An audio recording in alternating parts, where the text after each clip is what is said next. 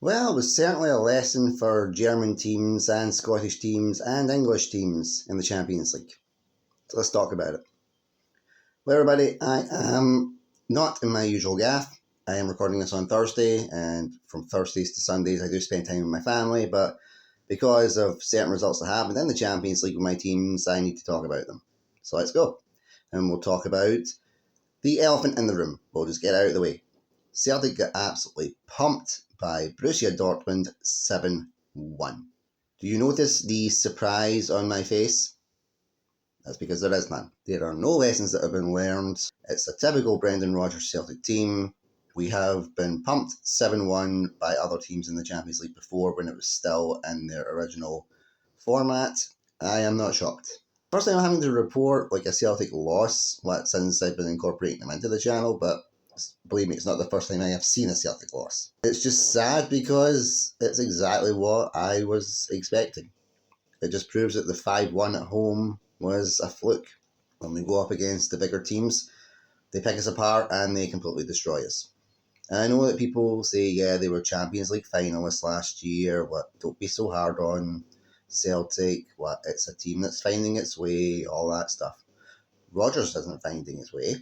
He has been a manager for a very long time. He has been around the block, especially in European competition, not only with Celtic, but with Liverpool. So there is no ifs or buts about it. He has a system, he has a style, he's not going to change it, which means we are going to see a lot worse results than this. I genuinely think we could get to a double digit drubbing. No discredit to the players, but that's just the way it is with Celtic in Europe, as I've said before. We go in, we get pumped, we leave, and we just take the money and run. So thankfully, Aston Villa showed us how it should be done against German opposition, where we managed to get a 1-0 win against Bayern Munich. I was joking with my dad saying that I was going to be optimistic and say maybe we would get beat 4-1. I thought, given the result against Ipswich, that maybe we could get a draw, but I wasn't entirely optimistic, especially after watching the Celtic game the day before. And I got to hold my hands up and say I was completely wrong. This is exactly the way that it should be played against a team that has more European pedigree than you. Get dogged, get dirty, defend for your lives, and hope that you get a shot, and when you have said shot, take it. And that is exactly what Villa did. Now, I know that people will say that Celtic and Aston Villa, totally different ball games when you look at how much their squads cost, how much talent's in the squad, all this kind of stuff. But you just want a bit of determination and a bit of fight. And that's what Villa had. Villa had that in spades. And you also have a manager in Unai Emery who knows what he's doing on the European stage.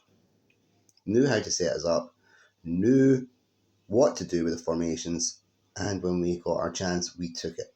So I was unbelievably happy seeing that. I am looking forward to this little European run that we are on, and let's see what happens next.